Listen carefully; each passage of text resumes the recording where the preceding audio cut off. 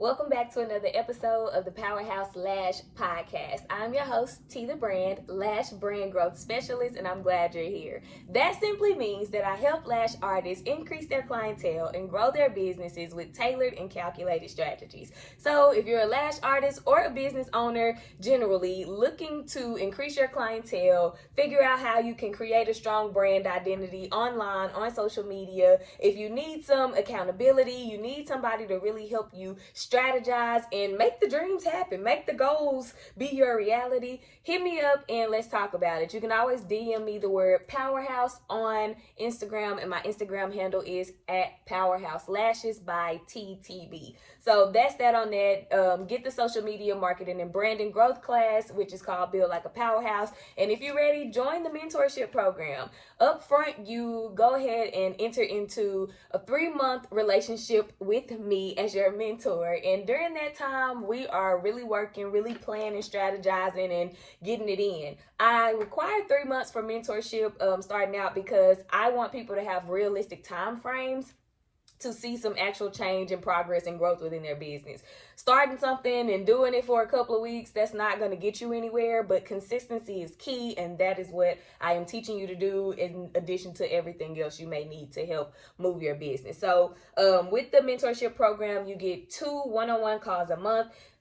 You and I will hop on a virtual session and we are talking about your goals, and we are picking your goals apart using a system that I teach in the class to help make the goal more realistic. We're setting timelines and deadlines for the goals, and I'm there with you to hold you accountable, to support you, to help you think about things a different way. A lot of times what I see, or what I experienced as well, is you get a lot of information from social media and you think it's enough to get you through your goals or whatever, building your business, and that's just not how it is. A lot of times people are just giving you, small sprinkles of information, but the meat of it and how to connect it, that's what we do in my class. So yeah, you get the 2 one-on-one coaching calls, and you get a master class with all of the mentees, and that's where we get on a virtual call and I'm teaching on something that can really help you move and grow your business. And it's usually based on what I've, just kind of summed up everybody needs from those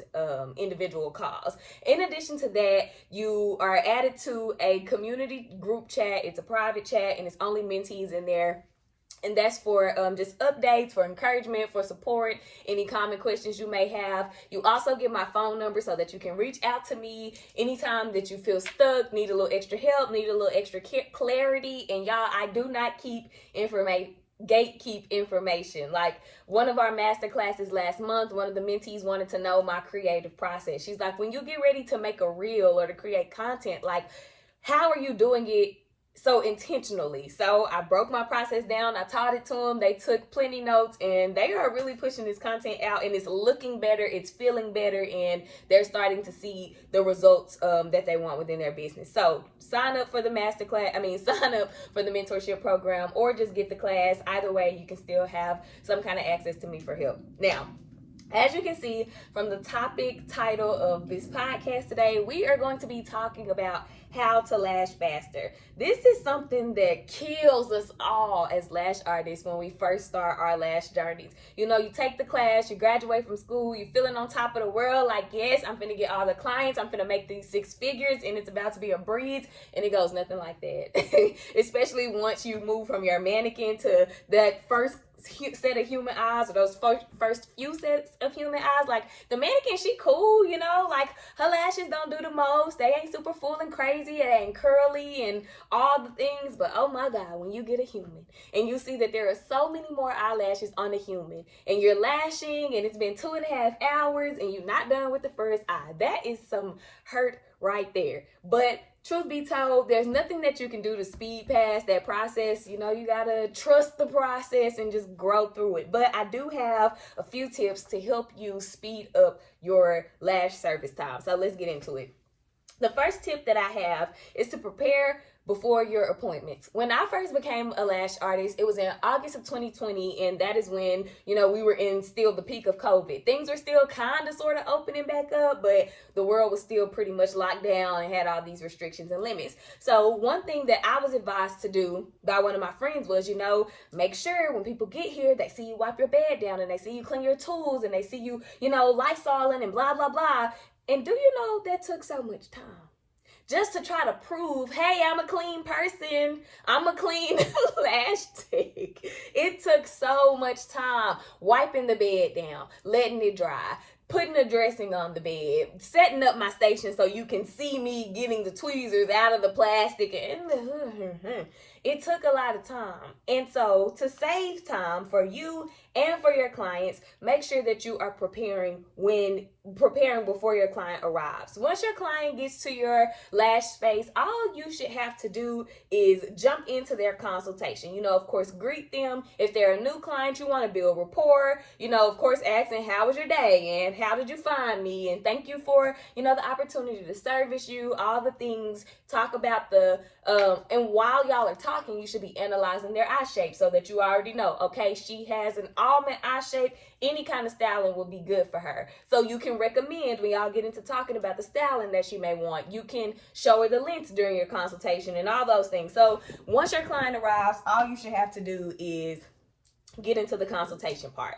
After the consultation, you should be able to jump right into the service. You should already have your lighting, set how you need it to. Now, my light, I don't have it super bright when my clients come in because I do, want a very comfortable and relaxing feel in my lash room. So I do have my light where I can adjust it. And I'm sure if you have a ring light, you can adjust it too. But everything else in your room should be set up. I have these, what are they called? I don't know. They're like curtain lights, the lights that kind of just go down the wall and they have the greenery on them. I have those. So I make sure those are already on. I make sure my candles are already lit. I have a wax warmer that I use. And I actually put, what are those things called? The scent beads, the scent booster beads that you put in the laundry. I put those in my wax warmer because it just makes the whole house smell amazing. So all of that is already ready when my clients get here. My lash cart is set up with my rinse bottle, my lash shampoo, the tweezers I'm going to use, my adhesive. Everything is already ready to go.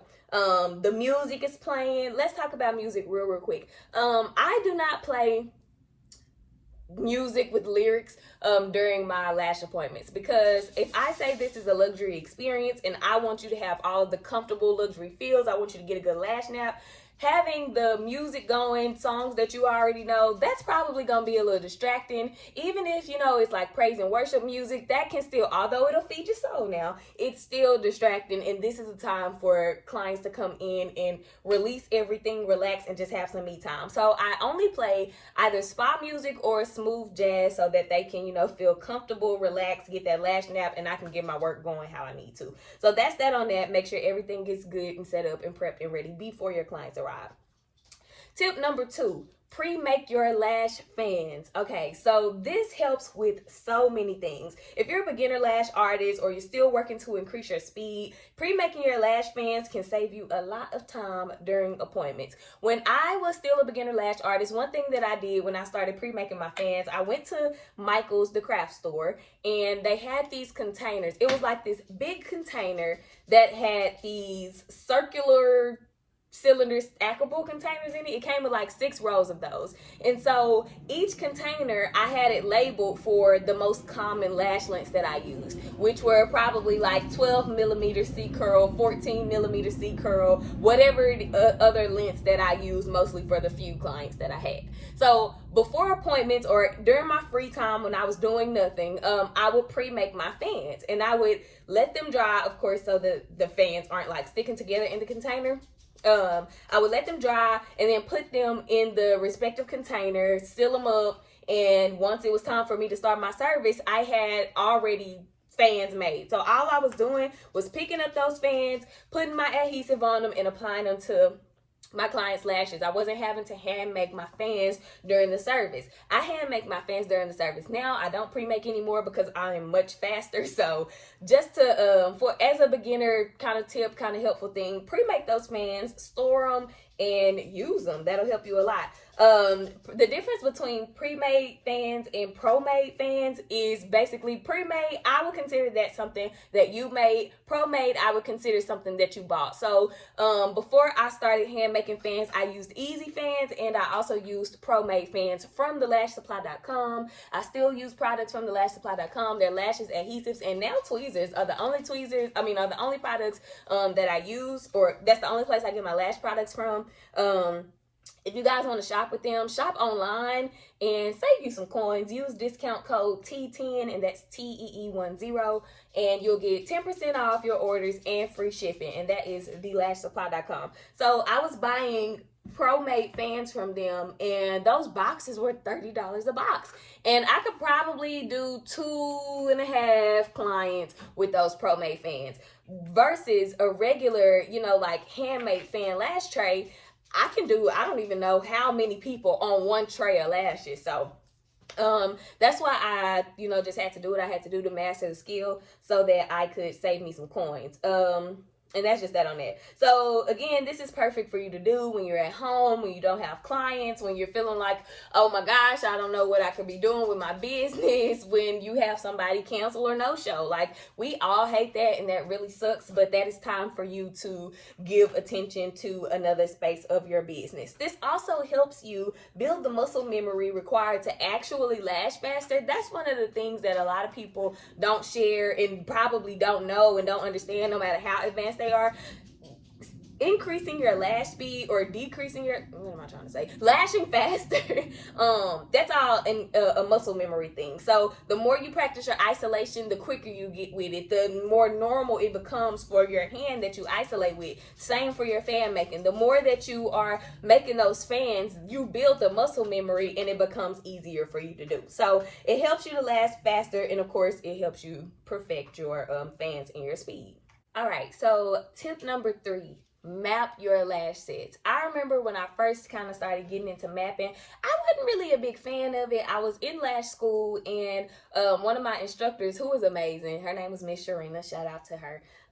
She was talking about mapping and asked, had anybody found any benefit from it, and I told her I really couldn't get with it. So she told me, try it and see how much quicker you can get through your sets, and she was so right. So here's a disclaimer or unpopular opinion that I have about mapping your lash set. Some people will say that mapping makes you and your sets less creative, but mapping actually gives you grounding. It helps you create balance and symmetry between both of the eyes of your client that you're working on so that the eyes are identical, and it also helps you to be more creative because you can actually recreate the sets that you're making because you're keeping record of what you're doing. You're mixing curls, you're mixing lengths, and you get to experiment with, how you want your lash styles to look and be. Now, I would totally recommend that you try this stuff out on a mannequin before you put it on a human, and then try it on a human. But yeah, so mapping is your friend, I promise you.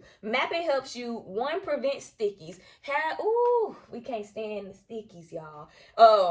And it's important to go through your set at the end to make sure that nothing is stuck together so that your client doesn't experience like any kind of discomfort with their lashes. But it also helps you save time because say if you have an eye split into, let's say, 5 sections because you're doing a cat eye. If you're working on that middle section, once you're finished with that section, you can go through it, make sure nothing's stuck, you good, move on to the next section. It also helps you work on both eyes quicker. I have noticed when I am mapping, I feel more comfortable working on both eyes than when I'm just freestyling and not working on both eyes. Now, sometimes when I freestyle, just to make sure that everything stays consistent, what I do on one eye, I go ahead and do on the other. Sometimes I just remember what I'm doing. But when I'm mapping, it's like, okay, I can put my 9s on the inner corner on this eye, put my 12s on the outer corner on the same eye, and then I'll hop to the other eye, do the same thing, inner and outer corner. Okay, now I got a decent amount of the eye done. So let me now go to my section of my 10s and my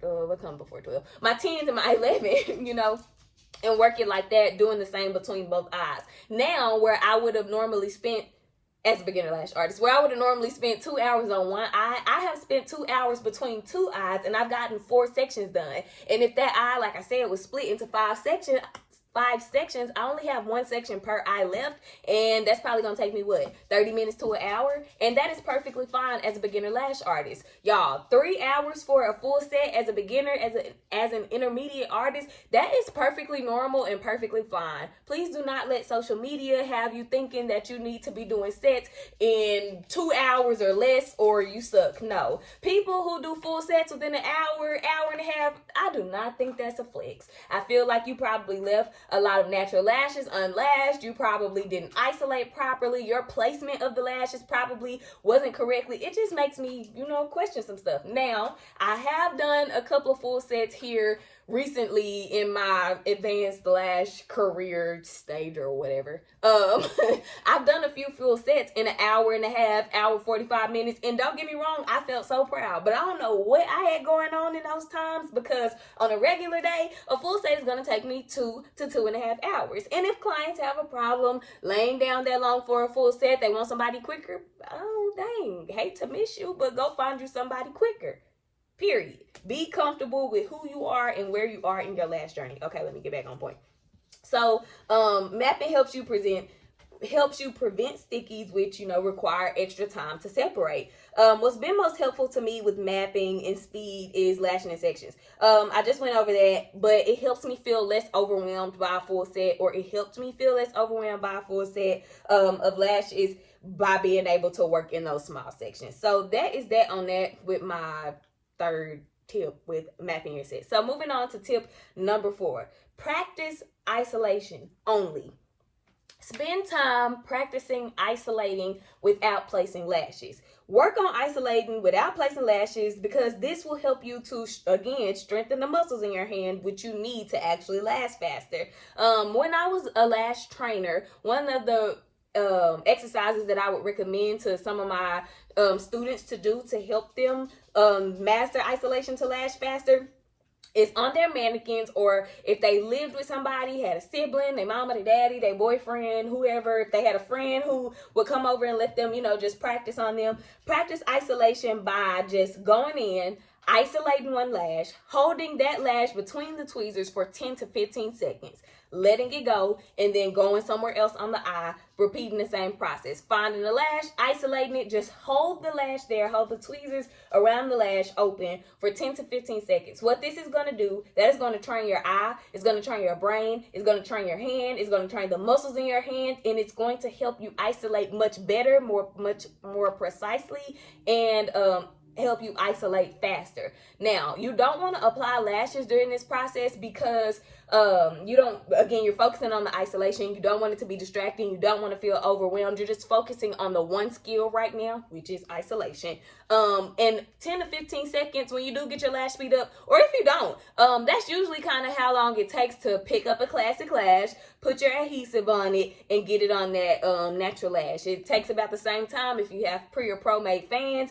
If you hand make fans, it might take you about that time, maybe a little longer, just depending, but that 10 to 15 second hold, that will really help you to build up the muscle memory in your hand. And just repeat this process on both eyes. Do it for about 30 minutes. I mean, you ain't got nothing else to do. And if you were working on somebody, that 30 minutes that you're practicing, you would spend way more time actually doing the lash set. So get used to spending time at your lash table and using your building your skills with your products or your tools. So that is tip number 4. And then my final tip for helping you lash faster is there is no magic trick or shortcut. Like, you have to go through it. You have to go through those long hours, taking forever lashing. You have to go through the getting faster or thinking you're getting faster, and then all of a sudden it's like it's taking you a long time again. That's just a part of the process. One of the difficulties that I had when I did start getting a little faster with lashing, I had a few times where it was still taking me 3 hours for a full set. One time it took me 3 hours for a fill, and I was heartbroken because I'm like, I'm better than this. We've come past this. But again, it's a part of the process. And my boyfriend told me, because I was being so hard on myself, he was like, one day we're going to laugh about this. Like, you're still growing and, getting to know this new skill. And we definitely laugh about it now. So know that your process is your process and there are no shortcuts. Lashing is very meticulous and it takes a lot of practice. It takes a lot of failing and it takes a lot of time to master. You have to be okay with practicing, and it's truly the only way that you're going to get any better or any faster. Don't compare your speed to anyone else's. This is one thing that I did in the beginning because I was seeing the lash artists on Instagram who had been in the game for a couple of years and I hadn't even made a year, or even after I had made a year, and I'm comparing my time to their time, and comparison kills.